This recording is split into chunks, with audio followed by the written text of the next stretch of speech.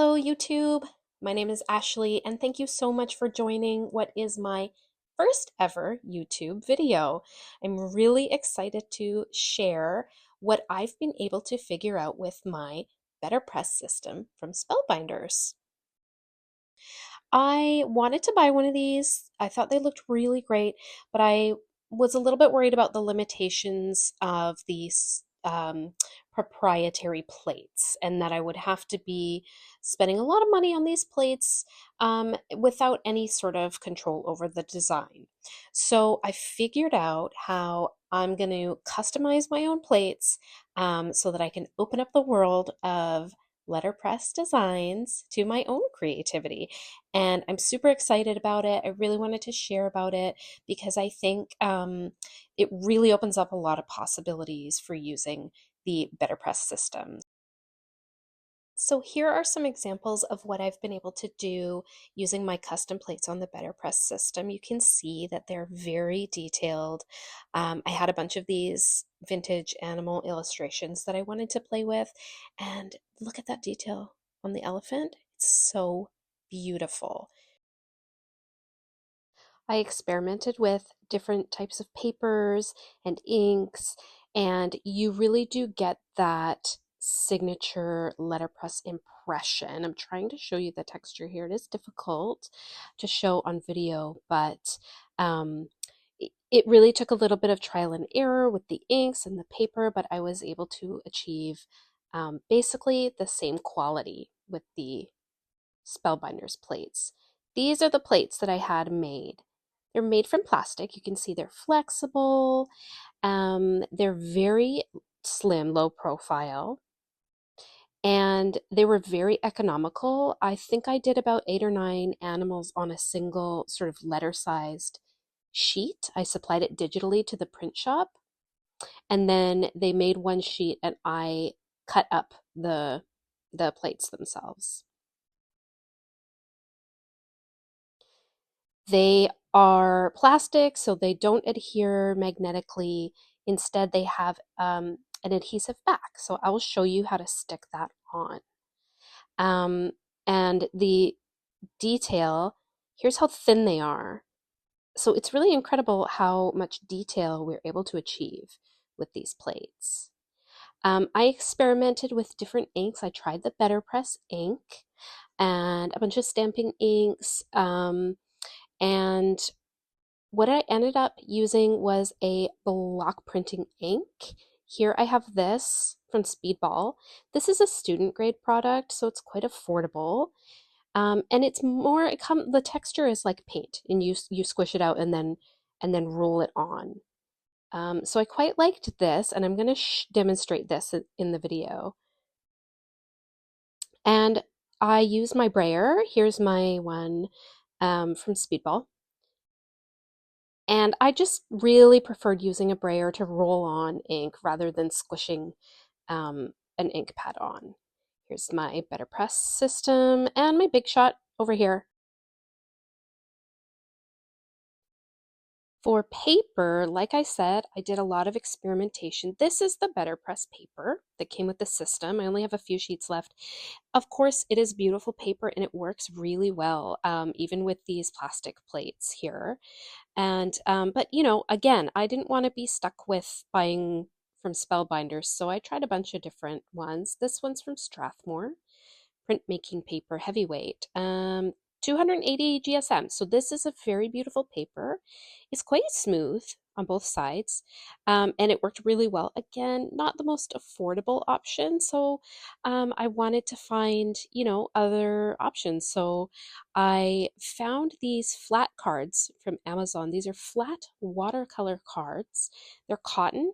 One side is smooth, the other side has this really lovely sort of stripy texture almost. And that took the impressions really well. This ended up being my favorite option, actually. I also experimented with a bunch of different papers and even non-paper materials, so I'll show you that at the end of the video. Right now, let's make a print. I will speed up the video for you, just to keep the video a little bit shorter, but basically I wanted to show you the process from start to finish. So let's make the elephant today. I mentioned earlier that these are self-adhesive, so you're going to want to keep that backing sheet. Just going to peel off the backing here. It's the blue part. I'm going to put it aside. It's important to keep it. This stuff is really sticky, so it does need that backing sheet for storage.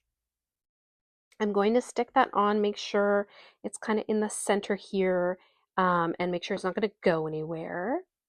Now, this is just an experiment.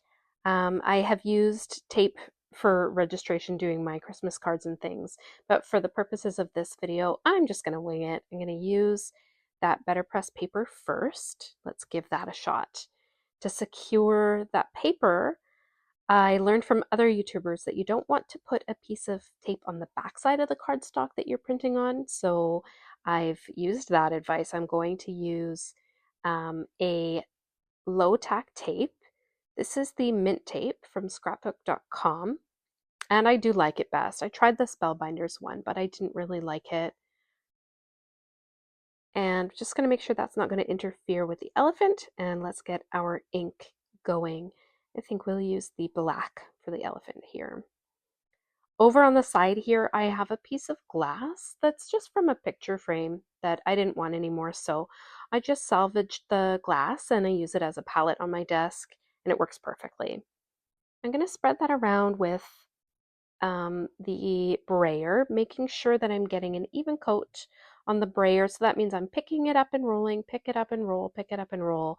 It's not like just going back and forth in one spot, right? If you've ever painted a wall, you know this is exactly like that.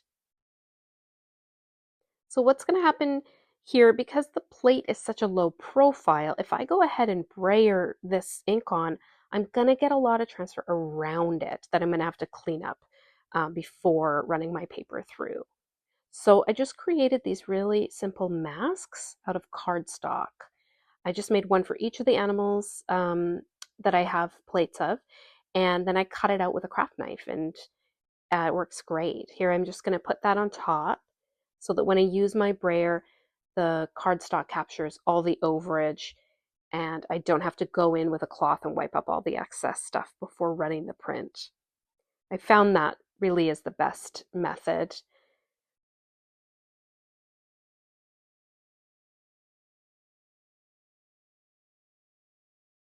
Let's put our sandwich together. Of course, get that big shot over here and roll it through. It should not feel hard to go through. Um, it should just feel like a regular, actually easier than a die cut going through. It's very smooth. Here we go. The reveal, and that is beautiful. Now, I think I did use too much ink on this one. This impression is a little dark and I feel that some of the detail is lost.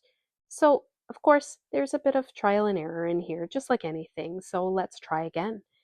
This time, let's use my favorite paper, the Amazon Cheap and Cheerful textured cotton paper here. I'm just going to tape this on. I'm reusing that same tape. That mint tape is awesome for reusing. It just goes on and on. I'll put my mask back on, and this time I'm just going to use a little bit less ink. And I mean, there just is a little bit less ink on my palette now, so I'm just not adding any more. I'm going back to the same ink there and just a few less strokes with the brayer on the actual plate.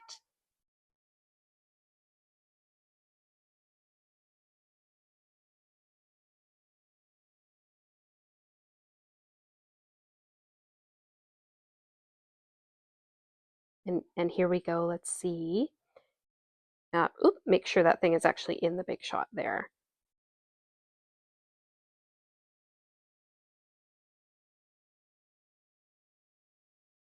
Here we go. Let's have a look.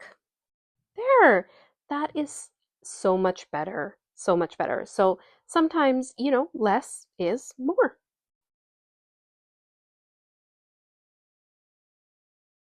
We've got some really great texture here. I hope you can see that on the video. And the ink, it's almost immediately dry. I love that about this system. And that's true of the ink pads that came with it as well. When you run them through, it's almost immediately dry. Oh, I forgot to show you the shims. So BetterPress comes with a few of these plasticky ones.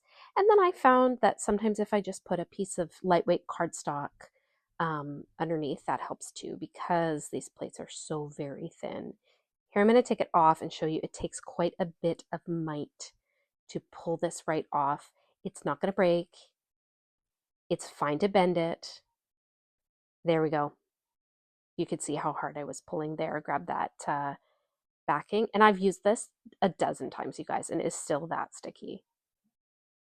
That backing right back on there. I'm going to give it a clean. In this case, I grabbed my alcohol. I wasn't really thinking, you don't need it. This ink is water soluble. So actually just some water would have taken that off. Um, but I'm in the habit of using alcohol for the stamping inks. But really water would do if you're using this speedball block printing ink. Let's have another look at this result. It's beautiful. And you get that really lovely texture. And that's the process. And here we go. Let's compare. This was one that I had done, I don't know when, a while ago. And this is the one today. And they're just absolutely beautiful. So if you're wanting to get some custom plates made, again, what you're going to need to look for is a print shop that does letterpress printing or press plate printing or something like that. They usually do wedding invitations. They usually do business cards and things like that. They have the equipment to produce these plates, and oftentimes it's even listed on their website as a service. Um, they are referred to as photopolymer plates. They're not the same thing as those squishy clear stamps that we all know and love. It's a similar technology. That's why it's called that. But they'll often list them on their websites. The shop that did mine is called Kiss the Paper, and they're a Canadian shop. And again, it was very economical. I spent less than $100 for all the plates that I'm showing here. There's a US based shop called Boxcar Press, and I know for sure that they do custom photopolymer plates in this same way. So that's another one that you can look into if you're based in the US. Thanks for watching this video. I really hope you learned something and feel inspired to try your own custom plates for your BetterPress system. If you want some more information, let me know in the comments and I could do another video and I can keep sharing. I hope you all have a wonderful crafty day. Thanks again for watching. Bye!